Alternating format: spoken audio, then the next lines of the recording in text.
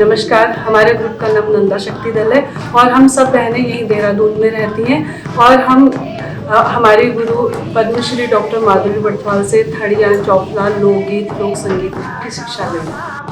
सारे ही गीतों में शुरुआत ही देवताओं के आह्वान से शुरू होता है और भोलेनाथ की जगह है ये, हिमंत देश है, तो भोलेनाथ का ही बहुत सारे गीतों में उनके विवाह से लेकर सारे संस्कार इसमें बताए गए हैं। बाकी हमने गुरुजी से मांगल लोकगीत सीखे हैं जो विवाह संस्कार पर, नामकरण पर और हर खुशी के अवसर पर गाए जाते हैं। जब हम यहाँ आने लगे, थोड़ा सा मंच मिलने लगा, थोड़ा पारितोषिक मिलने लगा, तो तन मन धन से सशक्त होने लगे, आत्मनिर्भर बनते गए, आत्मविश्वास बढ़ने लगा।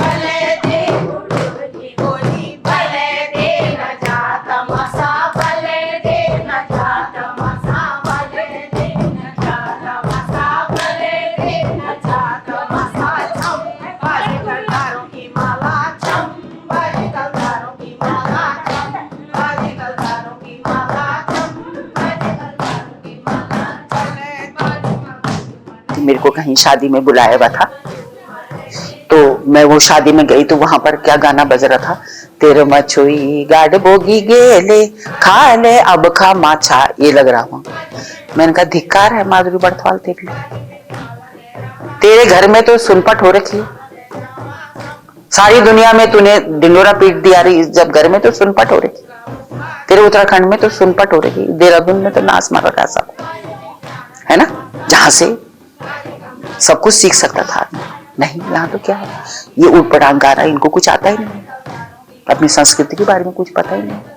तेरा आदमी मर गया, ले मच्छी खा ले, क्या मतलब है भाई? शादी में बजने चाहिए क्या ये लोग? शादी में नहीं बजने चाहिए, शुभ काम में है तब ऐसी बात बोल रहे थे, है ना। तो तब मैंने इन महिलाओं को घर घर से लाई, मैं बुला के।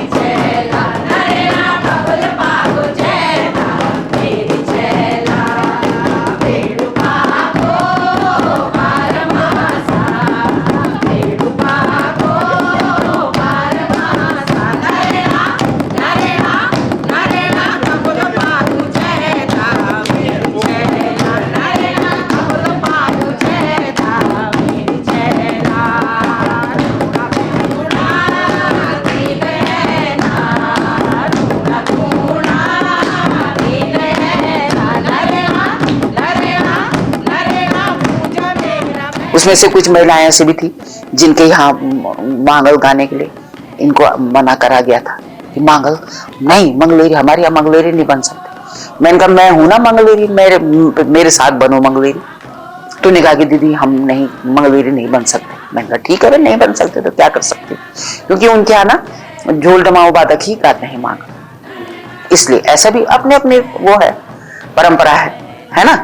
पर तब इन्होंने जब मैंने पहले ग्रुप को सिखाया बढ़िया, तो उसमें जो है कोई हमारे रिश्तेदार थे, उनके यहाँ मैंने बोला तो अपने यहाँ मांगल गवाओ जरा शादी में, तो उन्होंने फिर कहा कि दीदी बहुत अच्छी बात है, तो उनके यहाँ ले गई मैं उनको, महिलाओं को, 5 महिलाओं को।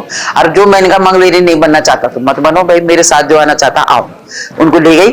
उसके बाद मैंने 1000 रुपए उनको टीका लगवाया, उनसे इनको दक्षिणा दीजिए आप, और फिर ये आए वहां पर, उन्होंने माता के पास यहाँ पर अपने हिसाब से प्रसाद भी चढ़ाया, है ना। तो उन्होंने कहा तुम किस चीज का प्रसाद चढ़ा रहे हो? पर वहां से हमको दक्षिणा मिली थी 1000 रुपए।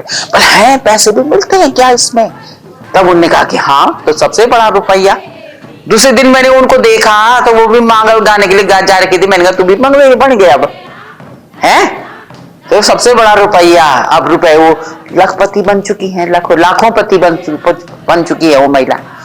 1000 महिला, 100 महिलाओं ने सीखा तो 100 ग्रुप बना दिए।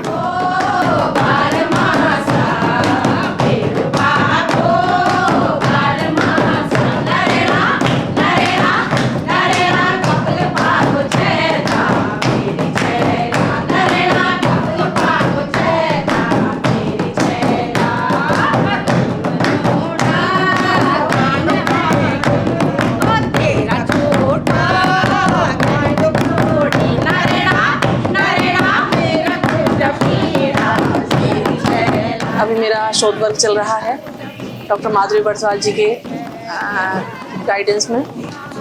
गढ़वाल का लोक संगीत के ऊपर मेरा विषय है, खासकर जागर शैली पर।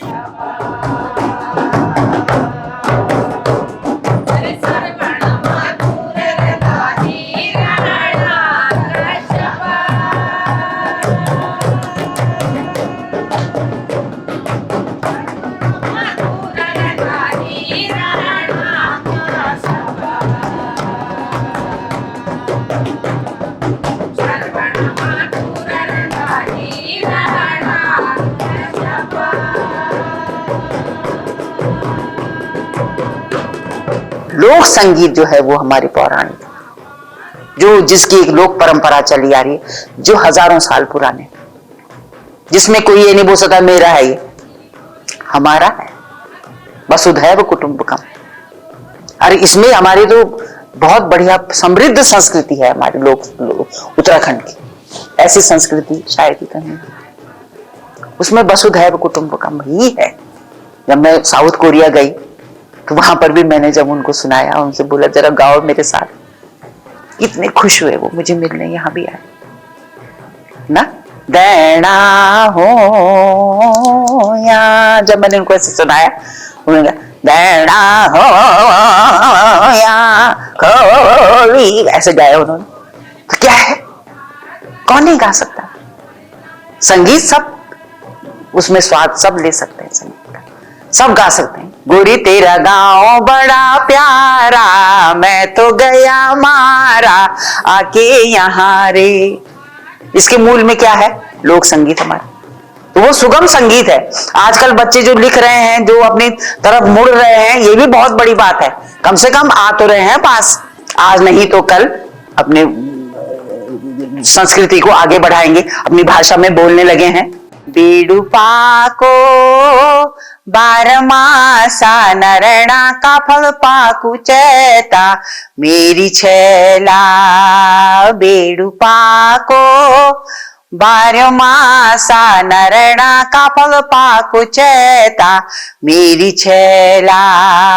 ऋण भूणा दीनैना, ऋण भूणा दीनैना नरणा पूजा मेरा मैता मेरी छैला। नरणा पूजा मेरा मैता मेरी छैला।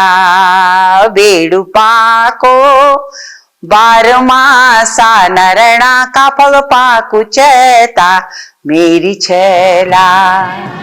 अब इस लोकगीत में भी क्या है? इसमें भी है कि बेडूपा को 12 मासा। लोग बोलते हैं 12 मासा, 12 महीने नहीं पकता बेडू। किन दिनों पकता है? 12 मासा मतलब चतुर्मास, जिन दिनों बारिश होती है, बरसात के दिन जो होते हैं, उन दिनों में जो है बेडू पकता है। और नारायणा का फल पाकू चैत महीना का, हे नारायण, का फल जो है चैत के महीने में पकता है, और बेडू जो है 12 मास।